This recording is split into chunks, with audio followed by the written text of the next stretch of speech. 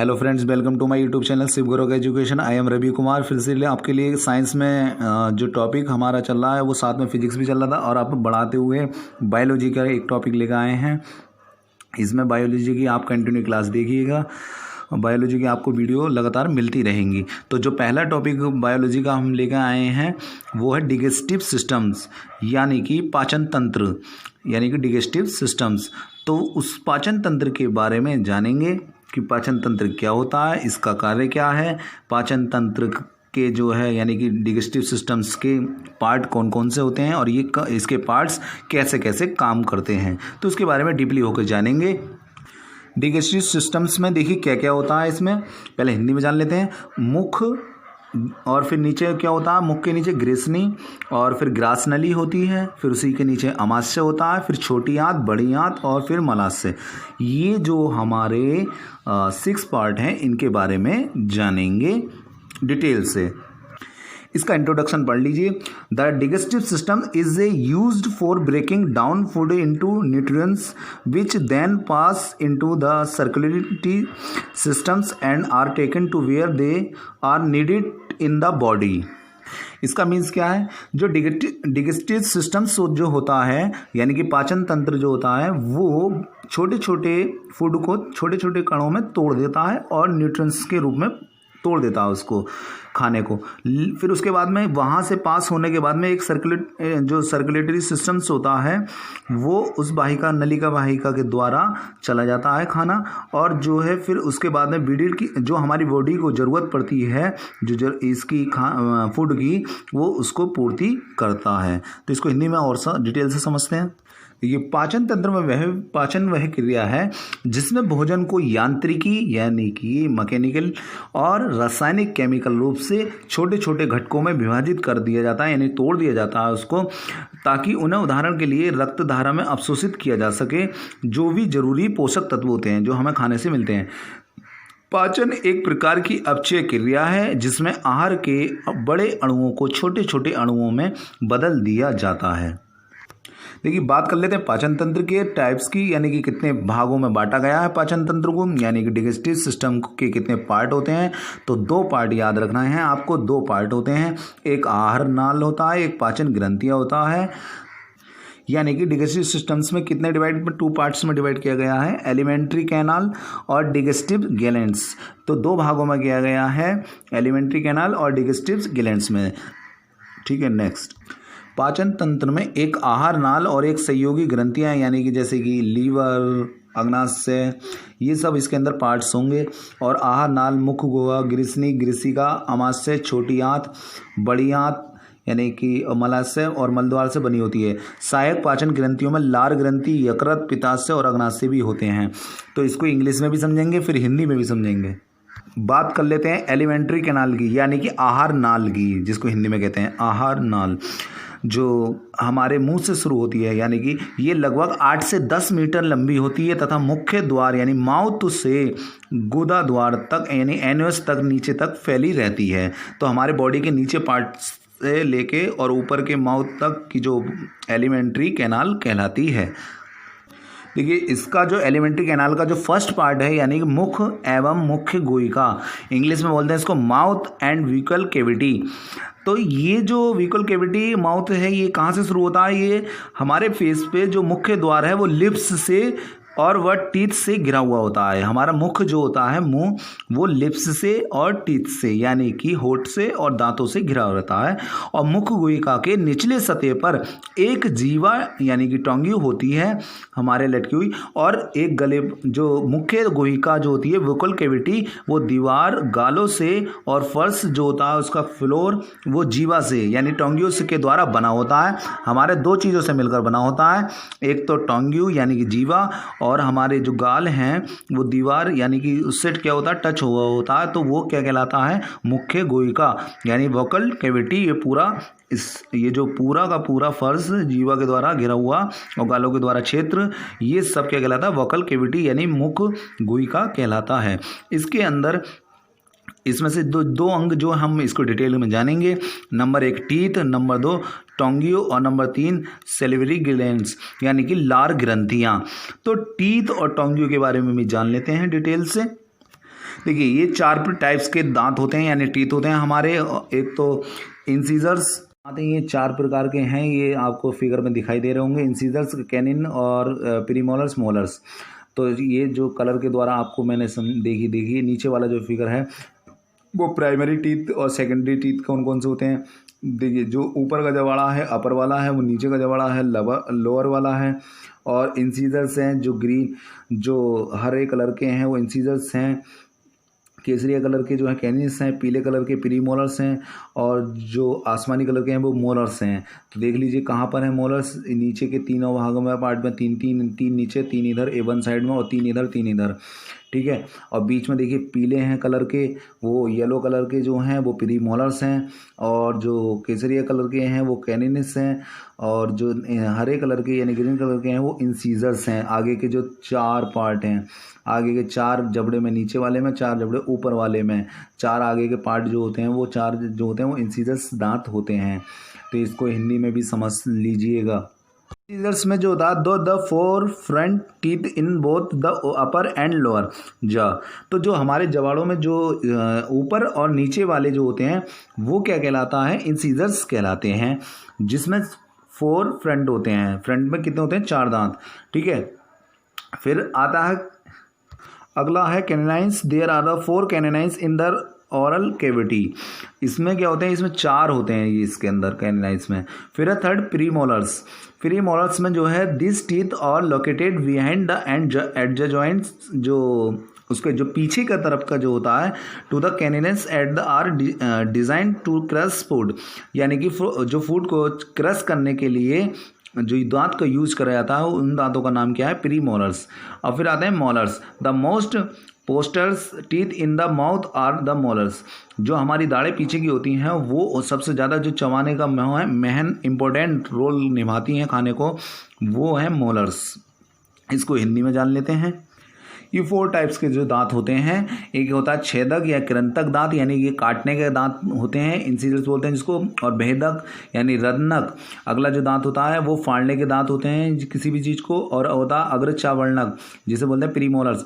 तो ये भी आगे की जो दाढ़ें होती हैं, और चावर्णक पीछे की जो चबाने के दांत होते हैं मोलर्स, वो दांत कहलाते हैं।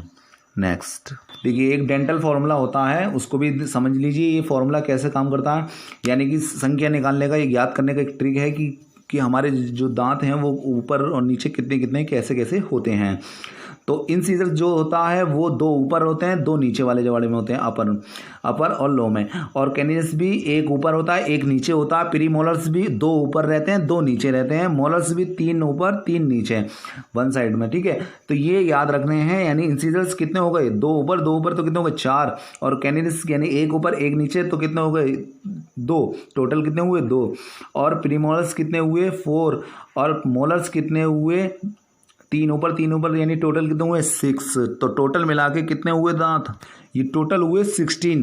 तो ये 16 जो हुए वो एक साइड के जबड़े के हुए, यानी एक साइड के जो होता है हमारा नीचे का जबड़ा 1 साइड का वो हुए, और डबल साइड का करने पर टोटल हो जाते हैं हमारे दांतों की संख्या 32। तो इसको और डिटेल में जानते हैं डेंटल फॉर्मूले को। तो जो एडल्ट होता है यानी मनुष्य के अंदर 32 टीथ यानी कि दांतों की संख्या कितनी होती है, 32 होती है, जिसमें इंसीजर्स जो होते हैं 2x2 यानी कि 2 नीचे 2 ऊपर साइड में, एक साइड में कैनिन एक होता है। प्रीमोलर्स में भी 2 यानी कि मोलर्स में 3। तो ये एक साइड के हैं, और डबल साइड कर दोगे तो 16 दूनी 16 दूनी कितने होते हैं 32। तो 32 दांत यानी 16 इधर 1 साइड में, 16 उधर सेकंड साइड में, तो कितने होंगे 32। अगर हम चाइल्ड की बात करेंगे तो मिल्क के टीथ उनके कितने होते हैं, दूधों के दांतों की संख्या 20 होती है। याद रखेंगे दूधों के दांतों की संख्या कितनी होती है चाइल्ड में, 20 होती है।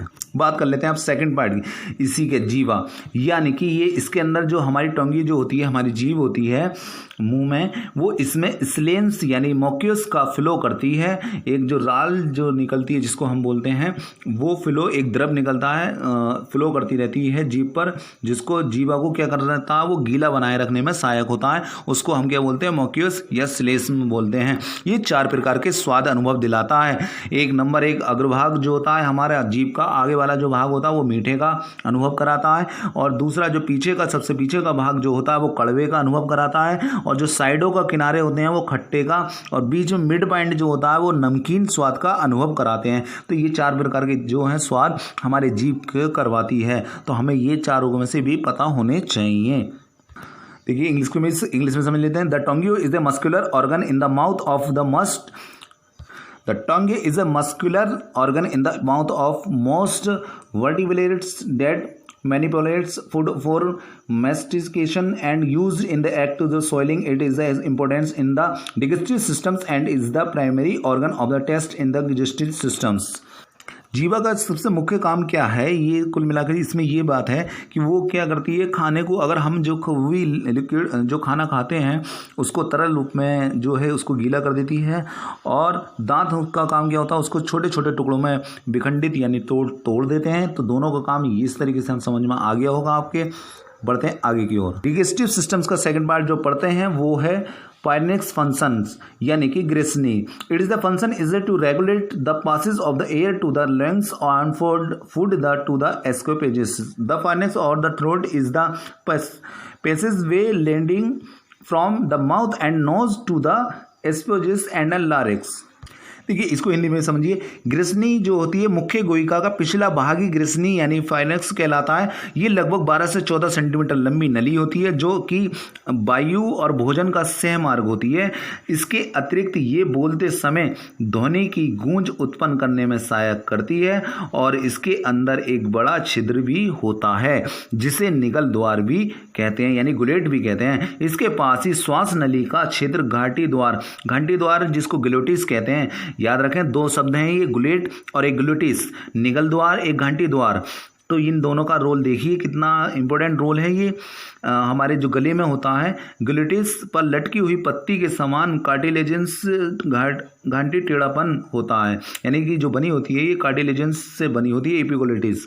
और भोजन निगलते समय घाटी टेढ़ापन यानी एपिग्लोटिस जो होता है घाटी द्वार यानी ग्लोटिस को ढक लेता है। इसको समझिए चित्र के द्वारा। देखिए जो फिगर में दिखाई दे रहा है ऊपर नेजल कैविटी है, लिप्स है बीच में आगे को, तो लिप्स के अंदर क्या है, टोंगियो है, नीचे जा है यानी जवाड़ा है वो नीचे। पीछे की ओर देखिए जो एक कॉर्नर है वो पीछे का उसको फाइनेक्स कहते हैं। देखिए बीच में जो मिड पॉइंट है इसका फाइनेक्स, और उसके नीचे जो होता है एक पत्ती सी लटकी वो एपिग्लोटिस होती है। ये क्या होता है जब हम जो खाना खाते हैं तो देखिए इसमें ये समझते हैं कि एपिग्लोटिस और ग्लोटिस का रोल क्या है। ये क्या होता है, जैसे ये एक लटकी हुई पत्ती के समान होती है एपिग्लोटिस। अब जैसे ही हमने भोजन निगलते हैं यानी भोजन खाते हैं मुंह से, तो जब हमें गले में निकलना होता है तो हमारी गले के पॉइंट मुंह से निकल के गले के मिड पॉइंट पर ही होती है।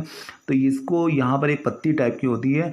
जब इसको भोजन को निकलते हैं तो घाटी द्वार यानी कि ग्लोटिस को वो क्या कर लेता है, ढक लेता है। कौन ढक लेता है, एपिग्लोटिस ग्लोटिस को क्या कर देता है, ढक लेता है। तो जिससे हमारा भोजन आसानी से अंदर चला जाता है गले के अंदर। और जब हम श्वास लेते हैं तो वो उसको जो है वो फिर वो सांस वाली जो नली है यानी कि नाक वाली वो ग्लोटिस हट जाती है वहाँ से, तो फिर वहाँ से हट जाती है, इसलिए ध्यान रखेंगे। ये थर्ड पॉइंट जो ये कहता है कि ओएसोफेगस जो होता है जिसको हिंदी में बोलते हैं ग्रास नली, ये क्या करती है, ये भोजन को अमाशय तक पहुंचाती है, जो आपको अभी फिगर में भी मैंने बताया था अभी थोड़ी देर पहले। फिर दिखा देते हैं इसको फिगर के द्वारा। ये जो बीच में जो नली लगी हुई है इसी को ही ये जो लंबी सी नली आई है ऊपर माउथ से नीचे स्टोमच तक, तो ये जो नली है उसको ग्रास नली या ओएसोफेगस भी कहते हैं। इसको जो ये क्या करती है, the tube the through which food passes from your mouth to your stomachs, यानी कि जो स्टोमच से क्या करती है वो भोजन को अमाशय तक ले जाती है, पहुंचाती है, ये काम करता है। इसका नेक्स्ट पॉइंट पढ़ते हैं। देखिए नेक्स्ट पार्ट जो पार्ट है वो अमाशय है यानी स्टोमच। ये 25 सेंटीमीटर लंबा भाग होता है, ये जे आकार का होता है। इसमें जठर ग्रंथियाँ यानी कि गैस्ट्रिक ग्लैंड्स होती हैं। याद रखेंगे ये मोस्ट इंपोर्टेंट पॉइंट है इसका। जठर ग्रंथियाँ किस में होती हैं, अमाशय में होती हैं यानी कि स्टोमच में होती हैं। क्वेश्चन ऐसे आएगा कि जठर ग्रंथियाँ कौन में होती हैं, तो अमाशय में पाई जाती हैं। जो भोजन के पाचन हेतु इसके अंदर कौन सा रस निकलता है, फिर जठर रस बोलते हैं इसको, इंग्लिश में बोलते हैं गैस्ट्रिक जूस, यानी यानी कि जठर रस में HCl हाइड्रोक्लोरिक एसिड जिसको बोलते हैं, और इसमें पेप्सिन लाइपेज नामक एंजाइम उपस्थित होते हैं। तो किसमें ये वाले जो एंजाइम है नाम याद रखने हैं, पेप्सिन और लाइपेज किसमें पाए जाते हैं, जठर रस के अंदर, यानी कि गैस्ट्रिक जूस में पाए जाते हैं। तो आपको नाम याद रखना है और कौन से एंजाइम के नाम याद रखने हैं, पेप्सिन और लाइपेज किस में पाए जाते हैं, गैस्ट्रिक जूस के अंदर। और गैस्ट्रिक जूस किससे निकलता है, ये जठर रस जो का स्त्रावण कहाँ से होता है, गैस्ट्रिक ग्लैंड से, यानी कि जठर ग्रंथियों से होता है। और ये किस आकार की होती है, जे आकार की होती है। इसको फिगर के द्वारा और समझते हैं। बढ़िया देखिए, जो फिगर में दिख रहा है आपको जे शेप का और रेड कलर का, वो ही है ये एक थैला, यानी बैग टाइप का होता है। ये मस्कुलर बैग कहलाता है, यानी थैला कहलाता है ये। इसमें स्टोर्स फूड क्या होता है, खाना स्टोर होता है इसके अंदर और तोड़ने का काम करता है इसको पीसेस में, और मिक्स फूड कर देता है इसको। डिgestive जूस क्या निकलते हैं इसमें से, डिgestive जूस निकलते हैं। मैंने अभी बताया कौन सा जूस निकलता है, जिसको बोलते हैं हम जठर रस। तो इसमें से एंजाइम्स के भी नाम याद रखने हैं, लाइपेज वगैरह जो एंजाइम्स थे, और एसिड इन द स्टोस किल्स, ये बैक्टीरिया, ये क्या करता है, जो एसिड में जो बैक्टीरिया होते हैं उनको मारता है। Food found the stomach is a called chyme, क्या कहलाता है, स्टोमच का जो फूड है वो पाया जाता है जहाँ पे, कहाँ पे पाया जाता है, साइमी में। फिर ये आपको समझ में आ गया होगा। देखिए इसी के नीचे एक जो ये आपको फिगर में दिखाई दे रहा होगा ग्रीन कलर का, वो ही गैल ब्लैडर होता है उस लीवर के जस्ट नीचे। तो ये क्या करता है, वाइल को स्टोर करता है और ले जाता है लीवर तक। तो लीवर से स्टोर करके कहाँ पर वाइल को ले जाता है, यानी वाइल जूस को, और रिलाइजेस इनटू द स्मॉल इनेस्टाइन। तो ये क्या करता है, इस छोटी जो आंत होती है स्मॉल इनेस्टाइन, वो उसके अंदर ले जाता है, ठीक है, छोटी आंत को ले जाता है ये किसको, वाइल जूस को। बात कर लेते हैं अब छोटी आंत की, यानी कि स्मॉल इंटेस्टाइन के बारे में। तो ये क्या काम करती है, ये जो आपको फिगर दिख रहा है, फिगर देख लीजिए, ये आपकी स्क्रीन पर जो बीच में लच्छे से बने हुए हैं वो ही छोटी आंत कहलाती है।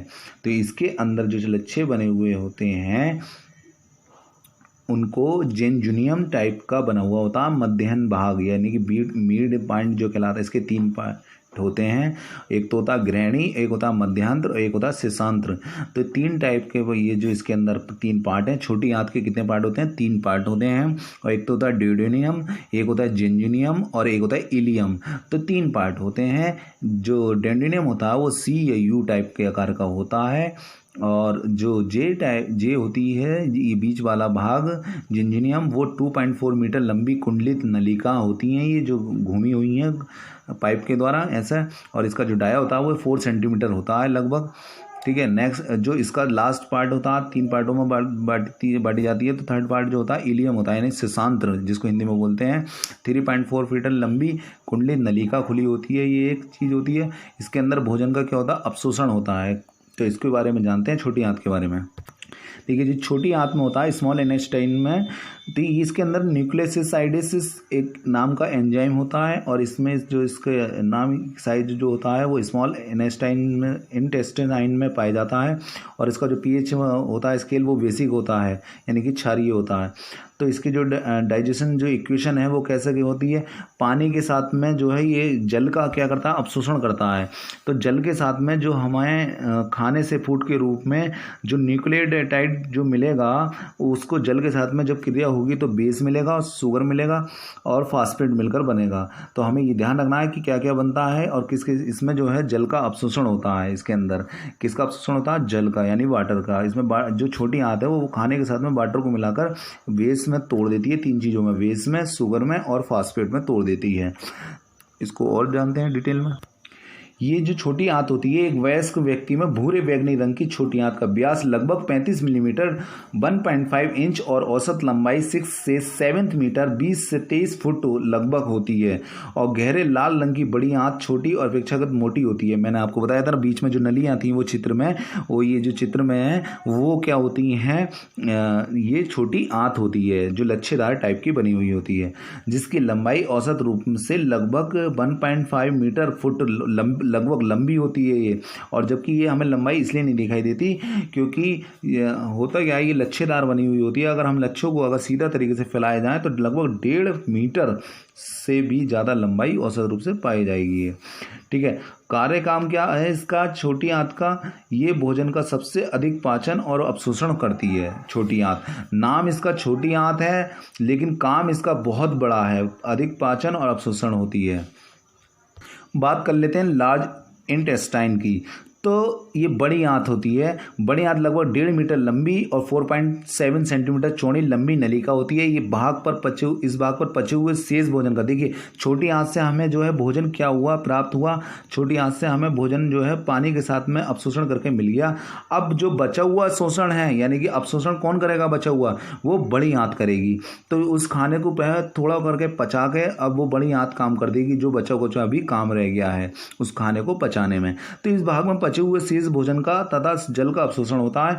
और इसके जो तीन पार्ट होते हैं इसके, एक होता है एक केम और एक कोलोन और एक होता है रेक्टम। तो 3 पार्ट होते हैं इसके, जिसमें जो है हमें ज़्यादा जानने की ज़रूरत नहीं है। फिलहाल तो इतना ही याद रखिए कि पचे हुए शेष भोजन का जल का अवशोषण कौन करता है? बड़ी आंत करती है। और जल के साथ में अवशोषण कौन करता है? भोजन का अवशोषण पहले रूप में, फर्स्ट रूप में जो है छोटी आंत का अहम रोल रहता है। इसमें ये याद रखना है। आपको जो ये फिगर दिखाई दे रहा है ये जो है बड़ी आंत है। ठीक है, ये फिगर में आप देख लीजिएगा, ये बड़ी आंत है यानी कि लार्ज इंटेस्टाइन भी है ये। ठीक है, नेक्स्ट जो पार्ट है वो है लास्ट 7 पार्ट यानी आन्या। आन्या क्या मतलब है? मल द्वार। इसमें जो हम जब खाना खा लेते हैं, खाना खा के पच जाता है, तो हम जो है वो वेस्ट जो चीज़ें होती हैं पेट में, उसका वो मल के द्वार से निकल जाता है। यानी कि ये वृत्ताकार गुदा या शरीर से बाहर खुली होती है जिसमें मल बाहर निकल जाता है। यानी कि किसके रास्ते से निकल जाता है? एन्य के रास्ते से निकल जाता है। देखिए जो फिगर में आपको दिख रहा है वो नीचे का पार्ट वो ही गुदा कहलाता है। ठीक है, इसको देख लीजिएगा ये फिगर में। और फिर एक साथ और पढ़ लेते हैं, सातों के सातों पॉइंट देख लीजिए क्या क्या होता है। 7 पॉइंट फिर से एक बार में। एक तो सबसे ऊपर क्या होता है? मुंह। फिर उसके बाद में जो है नीचे का पार्ट यानी बीच वाला जो होता है वो नलिका होती है, गले से स्टोमच तक जाती है। फिर तीसरा जिगर है, यानी कि जिसको बोलते हैं हम लीवर। लीवर का काम क्या होता है? लीवर का काम जो है मुख्य रूप से पित्त रस का ये उत्पादन करता है। ठीक है, ये याद रखें। और वसा का जो है वो वायसीकरण भी करता है, यानी कि। और पित्ताशय, यानी कि पित्ताशय की जो छोटी एक अभी मैंने आपको बताया था जो हरे कलर का दिखाई दे रहा होगा फिगर में, वो पित्ताशय होता है जिसको बोलते हैं गॉल ब्लेडर। तो ये जो है पित्ताशय की जो छोटी है ये पित्तरस से ही इसके अंदर संग्रहित होता है। इसके अंदर पित्तरस जो निकलता है जिगर से। और अग्नाशय में जो है एक अग्नाशय उत्पन्न होता है, पंचाइम एंजाइम को, पोषक तत्वों को ये तोड़ने में काम करता है अग्नाशय ग्रंथि। और जो अगला होता है वो छोटी आंत मैंने आपको समझा ही दिया है कि वो पोषक तत्वों को रक्त के साथ में क्या कर देती है, पानी के साथ में, वाटर के साथ में अवशोषण करती है खाने का। और जो काम की जो चीज़ें होती हैं, हमें पोषक तत्व जो मिलते हैं खाने से, वो रक्त प्रवाह में अवशोषित कर देता है।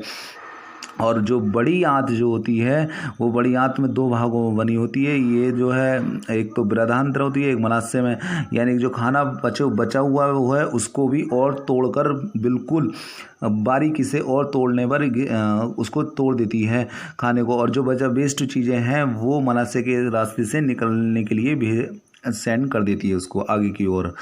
ठीक है, नेक्स्ट जो पार्ट वो था ही मैंने आपको बता दिया था गुदा, तो वो उसके रास्ते से, मल के रास्ते से निकल जाता है। वीडियो पसंद आई होगी लाइक कीजिए, शेयर कीजिए। धन्यवाद।